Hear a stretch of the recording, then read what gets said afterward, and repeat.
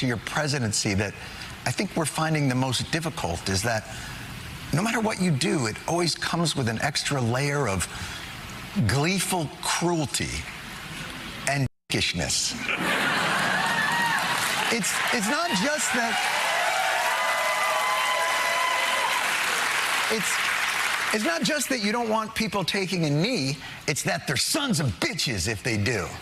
It's not just denying women who accuse you of sexual assault. It's saying, well, they were too ugly anyway. What Donald Trump wants is for us to stop calling his cruelty and fear and divisiveness wrong, but to join him in calling it right. And this we cannot do. And by not yielding, and I say, by not yielding, we will prevail. So, Evan, I spoke to a media executive today about just what I think I just saw Jon Stewart do. He is speaking to the 60+% who know that the Trump presidency has us on a very, very, very unstable foundation, not just for the policy indictments that he laid out there, criticizing NFL players who protest, denying the women who accuse him, but for that extra step he always takes to layer on cruelty, in a word I can't say on family-friendly TV at 4 p.m.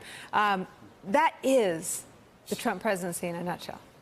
That's right. It's an effort to erode the concept of virtue, to create a scenario in which there is no virtue, because if there is no virtue, there's neither right nor wrong. It's all just the pursuit of power.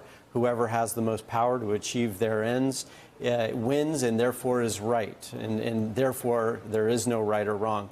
That's what he wants, because in a scenario such as that, he's no longer accountable. He can get away with the corruption he is engaged in now and has been for some time, and he can't be held accountable. We can't hold our leaders accountable in those scenarios. So the one thing we've banned at this table is talk of just how powerful and unshakable the base is. Donald Trump didn't think his base was powerful or unshakable enough to get him elected. He did not write a victory speech. So that the idea that we've now accepted and march in lockstep with the notion that his base is so big and they'll never go anywhere is baloney. And this idea of Jon Stewart sort of speaking to the 60% of the country who don't approve of this president, and maybe some who voted for him for the Supreme Court picks, but know it's all wrong, is something that I think represents sort of the beginning of the turning of an ocean liner. I think you're right, and I also think that they have to be concerned about how they've normalized this kind of cruelty and this kind of behavior. You know, the argument just a year and a half ago was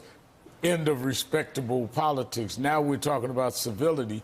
He has redefined both. I mean, what is respectable in an age of Trump? What is civil in an age of Trump?